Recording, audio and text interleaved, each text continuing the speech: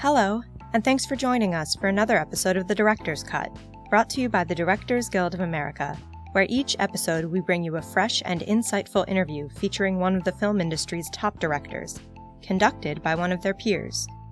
You can subscribe to our podcast on Google Play Music, iTunes, Stitcher, or on our SoundCloud page at soundcloud.com/The Director's Cut. And if you're enjoying The Director's Cut, please take a moment to like, share, or comment. We love hearing your feedback.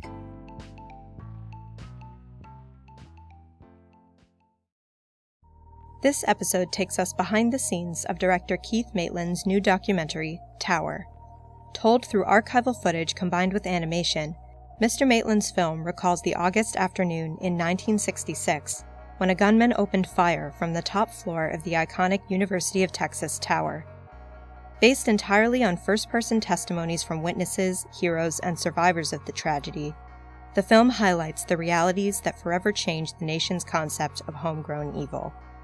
Tower was screened as part of the DGA's documentary series, which aims to spotlight groundbreaking nonfiction films for DGA members and guests by presenting screenings of documentaries as well as conversations with their directors. In addition to Tower, Mr. Maitland's filmography includes the feature documentaries A Song for You, The Austin City Limits Story, and The Eyes of Me, and the episode The Eyes of Me of the television documentary series Independent Lens. Tower won the Audience Award, South by Southwest Grand Jury Award, and Lewis Black Lone Star Award at the 2016 South by Southwest Film Festival. After the documentary series screening of the film at the DGA Theater in Los Angeles, Mr. Maitland spoke with Director Ondi Timoner about filming Tower. During their conversation, Mr. Maitland discusses how his journey to direct this film began in 2006, how blending the archival footage with rotoscope animation was crucial to telling the story, and his approach to selecting actors to portray the survivors of the tragedy. Hi, I'm Ondi Timoner. Keith, please come on up. Let's give a round of applause to Keith Maitland for this incredible work. I missed introducing the film, so you get to have a post-film introduction as to why I wanted to share it with you tonight. I just find it to be, I think one of the biggest challenges, I guess we should sit down. I think one of the biggest challenges in documentary is creating a visceral experience. Getting us out of the talking head, getting us out of the traditional, we're being told a story, in this case, a retrospective. And I was just so moved by the film. The style is so extraordinary. And I think, obviously it being the first school shooting and now we're just subsumed by them. It's just a very prescient film, I feel. But what you did with the rotoscope, I'd love to talk about, just to kick off the Q&A. Did you shoot everything live action and then animate on top of it? And you have some actors in the house, don't you? Yeah, Tell me about the process. Tell us about the process. Sure. Thank you. And thank you all for sticking around. So the rotoscopic animation, what separates that style of animation from 3D animation, computer-generated animation, or even old school like Bugs Bunny, 2D animation, is the power of the humanity of the actors' performances below the animation. And so, yes, it's exciting for me to introduce you all to the two of the stars of Tower, Violet Bean and Violet, who played Claire, our pregnant friend, and Josephine McAdam, who played Rita, the woman who ran up and spent time with Claire. And it was their performances that bring the animation to life for me. These are real people. Our process started with those white backdrop interviews that end the film. That was our first step in the film. So I know and knew these real folks before we ever, staged a single recreation. And so we were casting actors to resemble the real people, certainly, but much more so to carry forward a performance that connected with the authenticity of those very real people. And because we always knew that there would be a moment where Violet's animated visage would become the real Claire. It was so important to find somebody who could carry the spirit of Claire and who could recognize, so that we could all recognize that humanity in that performance. And I think that what is, I was thinking about what is this film really about today, and just seeing all of these, these different shades of humanity in this one moment. It's quite something. I mean, Claire in your film is never sad. She's like losing her baby, and she's never really, she doesn't express it that way. Tell me about that and your process with sitting down with these folks to talk about this, some of whom tell you by the end of the film that they haven't spoken about it or ever in some cases, and where you got to in terms of like, did you find Claire always was kind of, well, of course I forgave, as she says, and she was kind of always speaking in that way, or did you make decisions in terms of that? yeah, I mean, we certainly made decisions, but we didn't have to make that decision.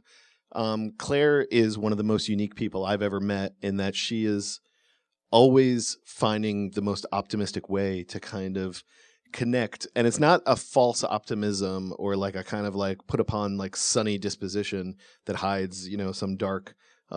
She is just the type of person who she throws herself fully into anything that she's doing, and she does it straight from her heart. And it's disarming when you meet somebody like that, because I have to say, like, I thought for years before making this film about whether or not to endeavor to tell this story. And the thing that was always the scariest for me was that first phone call, to reach out to somebody and say, hi, you don't know me. I don't have that many credits to my name, but I want to make a film about the worst thing that happened to you 50 years ago. And I'm going to make it a cartoon. And it's going to take us 3 or 4 years before you see anything. And we're not even sure we're ever going to be able to make it because we don't have any money yet. Tell me your story. Yeah, that doesn't sound, I bet that's not what you said. It wasn't exactly like that, but it wasn't that far off. I mean, that was the territory that had to be covered on the first call with each of these folks. As I couldn't stand the idea of like, I wasn't going to trick anybody into participating and then say, haha, cartoon. And certainly we don't consider it a cartoon, beautifully rendered animation is how we try and, talk about it. And it is. I mean, I want to say, and I want to actually get to your inspiration for telling this, but while you're talking about the animation, archival footage, absolutely crisp archival black and white footage, and then in comes rolling a blue VW Bug, and then again, archival footage exactly about where the bicycle was hit, and in comes this red bicycle. And then the interviews in black and white, the flashbacks in color, and then when they're shot, it's red with white. Was this all form coming from the content, or were you, Keith Maitland, the director, saying, this is a vision I have for telling this story? And I'm, it was very interesting to me. And then when you cut to the real people, it's not just at the end. It was like 35 minutes into the movie. And it's a gasping moment. At least it was for me the first time I saw it. It's just, whoa, there's the real person. Is that the kind of thing that you figured out based on that first interview and everything kind of extrapolated from there? Not exactly. The story to making Tower was a long and twisting road. You got time. Yeah. I first came up with the idea to make this film in 2006. It was the 40th anniversary of the Tower shooting, and Texas Monthly, the magazine, released an oral history of that day. And the writer of that had interviewed about 30 people that were there, and they all told these different snippets that kind of cut together to reveal this kind of unified truth. They weren't so much characters as they were just perspectives. But it read like reading the transcript of a documentary, and I've read quite a few transcripts, as I'm making documentaries. So I was just putting it together as I was reading the article. And I had done research on this subject before. I had seen the black and white archival footage. I went to the University of Texas, and I knew that campus very well. So as I was reading these stories, I was placing myself in those places, and I knew what it felt like. I knew what I knew what it looked like, and they were telling me what it felt like. And then I could go to YouTube and look at this footage. A portion of the footage was available, and see the black and white. And it was really the moment that Claire describes, and it's in the article. This redheaded co-ed came running out, and I had been imagining the scene in black and white, and suddenly I saw it in black and white with the shock of bright red hair. And it was in that moment that I said, oh, it needs to be animated, because that's going to look silly unless it's animated. And along the same time, I was thinking, and the university would never let us shoot recreations on campus. They don't even, up until recently, they didn't even have a memorial on campus. It wasn't something they acknowledged publicly. There was no way they were going to let me come in, stage, these dramatic, bloody recreations with hundreds and hundreds of extras and guns. And no, of course, right. Right. But the animation is a tool that would allow. So I was literally reading the article, and all this kind of that stuff all kind of came at once. And it was like, oh, this could be a movie. This could be an animated movie. I want to make this movie. But I was making another movie. I was making my first feature documentary at the time. And I said, well, I can't do it now, and I probably can't do it for the next 3 or 4 years. This is it's a movie about 4 blind teenagers called The Eyes of Me. And it was my first, and it's a verite film that follows these 4 kids over the course of a year in their life. They all had sight and then lost it. And for that film, I used rotoscopic animation to dig into questions of perception, because they could all talk about what it was like to have sight and what it was like to lose sight and what that felt and looked like. So I was playing with this new medium for me as I was reading this article, and it kind of all just came together. But it was 6 years from that article till when I committed to making the film. And during that 6 years, I talked myself out of and into and out of again. But so much of the form came during those 6 years of thinking about it and talking to anyone who wanted to talk about it. And plenty of people who didn't, I'm sure. But, I love authentic stories of history. So I went back and I watched a lot of movies from 1966. And one of them was one of those great Clint Eastwood films, A Fistful of Dollars. And the opening sequence of A Fistful of Dollars is this field of maroon red with white silhouettes of horsemen traveling across this field of red. And when I saw that, I said, oh, that's such a great abstracted way to kind of create a feeling of intense trauma or desperation. And I knew I didn't want to do a blood splattery rendition, and that's what we'll do when they get shot. We'll flash frame to that, and that's where that.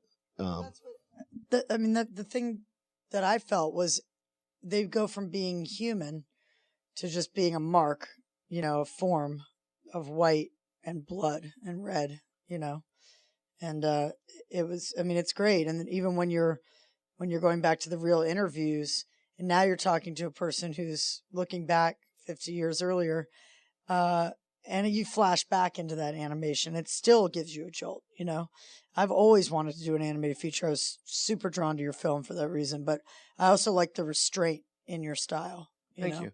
Yeah. Well, and I wanted to adjust the color you mentioned, the palette. So I knew it had to be black and white because the archival footage was black and white, and I wanted them to cut seamlessly. And that was a word we use a lot in our edit, and we kind of said, my goal is that 3 days from now, a week from now, you won't remember what was in archival footage and what was in animation. You won't remember what was said by the young actor performing the lines and what was said by the real people. It should all blend, like memories do, because it's a movie about memory. But I also knew, like, watching a black and white film all the way through, and knowing that I would use red for Rita's hair, I said, where else can I use color? I'm going to want color. And that is something that was born out of the interview. So when I interviewed Claire, every time I talked about Tom and every time she talked about Tom, she had that demeanor that we were discussing before. And then when she would say his name, she would transform into an 18-year-old girl who was in the throes of first love right in front of my eyes. And she said, he was a poet. He played the banjo. We just fell in love. And I was so, like, in this heavy interview that I was doing, it was like an hour and 45-minute interview. I was so grateful that she had taken us to this light place. And it was while we were looking at the dailies from that interview that it occurred to me. I said, the movie needs this. This is a lot of time to spend in this dark and heavy place. But Claire has just done us this favor of transporting us into love, and the movie needs love too. It has like psychedelia. And then it was like, if we're gonna do love, let's the Summer of Love is actually the next year. But I said let's call it Claire and Tom's Summer of Love, and then we had some fun visually. It was really, really sweet. I'd like to open it up though, make sure that other people have a chance to ask questions. And I'd like to welcome you to feel free to ask questions of Violet and Josephine as well. Two very talented young actresses and actors from Austin who now live here in L.A. One thing to kick it off, the Generally review. available. You got a question? Did I see a hand go up or no? No. I'll just keep going until somebody intervenes. But so interview, transcripts of interviews, moments that you really want to write and script. Then you script it, call these guys, they come down, and you're in a studio? No. You're not on the steps of the clock tower. We're not on the steps of the clock tower. Where are you? Well, a lot of times we're in my backyard. Perfect. That's right, because you don't like to go straight too far from your creative zone. Yes, that's true. I don't like to stray too far. And I also figure if you're going to run around with guns, might as well do it behind a 6-foot privacy fence. I live in East Austin. I've got a nice, half-acre backyard. And, we did some material in a green screen studio, not because we needed the green screen, because we didn't, but because it was a sensitive scene. It was actually the scene where Claire and Rita are doing most of their interactions, and we shot that in January. And I thought if we do that in a parking lot, which is what our initial goal was, these young women would have to just lay down in. Austin doesn't have terrible winters, but it was still like 35 degrees outside. So we rented a studio thinking that would be a little warmer. It wasn't much warmer, but that was like our one studio day. But we shot all over. We kind of stole locations. The scenes that are in the stairway where the two cops are going up, I just found a stairway in like a warehouse not far from my house that was almost the exact same dimensions as the tower stairs. And so we just walked in there I went up there on a Sunday afternoon and noticed they didn't lock the door. And so we just went up there on the next Sunday, and in about an hour and a half, we shot that scene out. And on the other side of the warehouse, my producer came over and she said, there's an elevator over there. And it's like, hey, we got an elevator scene. And our cop was already there. And so we knocked that one out too. But it was really, that was fun for me. It was like we got to be a little bit of like kind of guerrilla style, scripted, storyboarded approach to filmmaking, but with a unique set of circumstances. Absolutely. And are you shooting like on a 5D or something into something discrete? Yeah. Easy. Well, Canon C100s, which are pretty small. But then a lot of the stuff we shot on iPhone. Anything in slow motion, the C100 doesn't shoot slow-mo. And so we shot on iPhone. We shot some low angle stuff on the iPhone, and the animators just needed it to be HD, and the flatter the image, the better for them. Because when Linklater was doing it back in the day, wasn't he? He was like with just a regular DV camera. Yeah, I think he used like a handy Waking cam. Life and stuff. That early rotoscope. And some of the artists that worked on Tower were people that learned that skill on Waking Life and Scanner Darkly, Linklater's earlier films. Well, that's one thing we were talking about at dinner, is just the community in the doc world is so strong. There's this, just desire to help each other. And that, couple that with Austin, and the Austin film community is so super strong as well. It's pretty remarkable. But it's not that everybody's peace and love in Austin, because there was that guy that walks by before Rita shows up. Was that a true quote when he says, "Get up and get your books," or whatever? That is a true quote from Claire, who said that, told us that story verbatim. That's how I felt about it. When you're interviewing people as a documentary filmmaker, you have to have a pretty good bullshit detector. And, when people are telling you a story, sometimes your spidey sense goes off and you say, well, it probably didn't happen that way, but I'm not going to interrupt you and say that. I'm just going to let you keep talking. When Claire told that story, there was something about it, and just like looking at the footage and doing the research and looking at those times, I believed it. I don't think that guy would have done that 15 minutes later when everybody had come to understand what was happening. But it was such a unique thing. There'd only been 1 or 2 gunshots before he walked up. It was, too easy to be confused. And to date now, I've talked to about 200 people who were on campus that day. And one of the things that they always say is how confused they were for like the first 5 or 10 minutes. So I don't judge him as harshly. Imagine. Yes, I don't judge him as harshly. I see him as a confused man with suitcase, which I think is his name in the script. Does he? Did Claire go on and have children? I don't remember if you covered that. She adopted a young man from Africa 24 years ago, and he was actually born 20 years after the tower shooting. And I had a chance to spend some time with him, and it didn't make it into the final cut of the film, but I talked to him about Claire's first child who she lost, and he said, "Yeah, I think of him as my older brother," and he's a man of faith, and he imagines a day when he will get to meet his older brother. Wow. Well, the strength of that guy who walks by and has that, let's call it a misunderstanding, even though blood must have been present, but it really sets the stage for the interaction that Rita and Claire have and the kindness of that and just talking, the fact that they just spoke through it. And I felt, I don't know about you guys, but I felt like it was like metaphorical for just getting through life in general. Even though they're lying there with a sniper overhead, it was just, let's just have a conversation. Let's talk to one another. Yeah, slow it down and kind of acknowledge and appreciate each other. Yeah, there were so many lessons in this movie that was on the face about this school shooting. But to you, I mean, what is it about? To me, it's a film about overcoming trauma. I didn't know that one. I mean, we didn't set out to make a film about overcoming trauma. We set out to make a film that told an untold story and that acknowledged a history that had been kind of pushed into the shadows.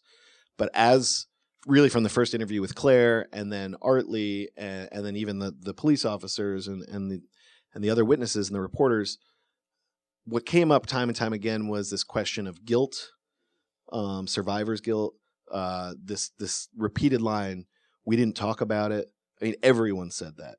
We didn't want to talk about it. Nobody wanted to talk about it with us. As a matter of fact, when I called Claire and I had that phone call and I was so worried about reaching out to her, she said to me, I said, I don't know if this is something you want to talk about. And she interrupted me. She said, no, I really want to talk about this. Nobody would talk about this with me for all these years, my friends and my family. I'm sure they were trying to protect her and assume she didn't want to talk about it. But she said, there must be something in the air because just 2 weeks ago, I met the young man who rescued me. And his name is Artley, and you should call him. He lives in Austin. And I called him next and that same day. And he said, I've lived here my whole life. I've never left town. And I've never really told the story. I guess now's as good a time as any.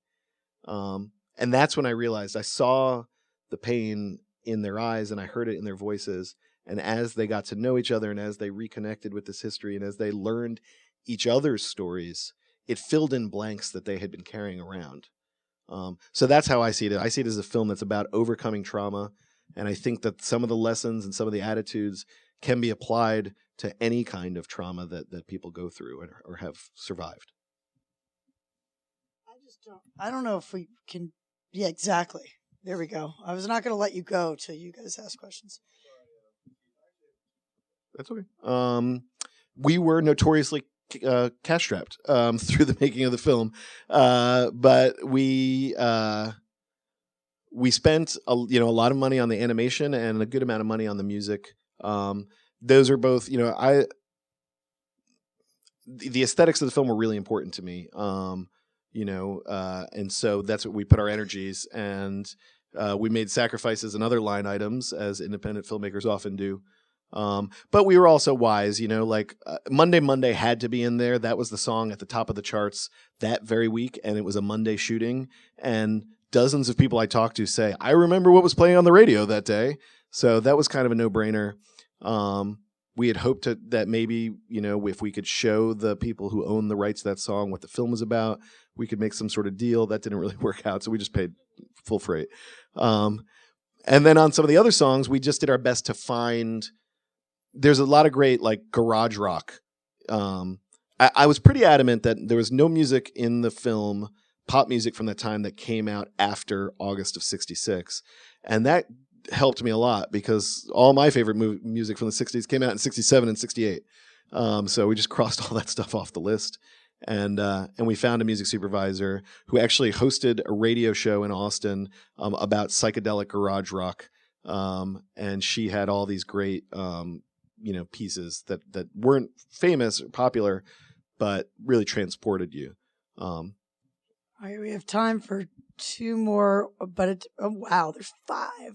Okay, we have to do haiku type question answer now. The edit, well, like a lot of documentaries, a lot of the film is discovered in the edit, especially the last 30 minutes. I was in a unique situation in that we made Tower simultaneously while making another feature-length documentary, a music documentary called A Song for You, about Austin City Limits, the TV show. And so I used the same producers, the same editor, the same camera people, and we toggled between the two over a period of about 2 years. Sure. We could include it in the movie. We chose not to. And because of that, I won't go into great detail here in the room either. But I will tell you, if you go home and search UT tower shooting or Texas tower shooting, you'll find about 400 websites that want to answer that question for you. You'll only find one place that wants to tell the story of the victims, and that's the Texas Monthly article that I optioned. And so it's because of that reason that I chose not to get into his story. I will briefly say he's not a Vietnam vet, and he did not see combat. He was a Marine. There are a lot of people that want to figure out why he did what he did. I don't believe that's a question that could be answered. And so that's part of the reason I never got it. I chose not to get into it. Thank you. Yay. All right, I'm going to do one more. Yeah. That's a good question. How much research did you guys do? None. No, I'm kidding. Admit it. Well, Keith actually videoed all of his interviews with the real life people and was able to show us those, which was amazing and obviously helped so much. And I researched as much as I could about it, but like you said, most things are about the shooter, and most people didn't talk about it. So it was really whatever you were able to give us, which really helped and was a lot. So thank you. Okay. Well, I wanted to present it tonight because I do think that, when you think about a documentary, it's important to realize that there's so many aspects that can be brought in, so many different tools in our toolbox to bring nonfiction stories to life and to make them visceral and to make us really feel it so it hangs on you. And that's what happened to me with this film. And so thank you for coming. Thank you. To the Director's Guild tonight and for sharing it with us. Thanks for listening to another DGA Q&A. You can check out past episodes of The Director's Cut wherever you listen to podcasts or on our website at dga.org/podcast. Also, if you haven't already, be sure to subscribe so you won't miss an episode. If you're enjoying the podcast, please like, share, and leave us a review. We'd love to hear your feedback. Thanks again for listening, and have a great week. This podcast is produced by the Directors Guild of America. Music is by Dan Wally.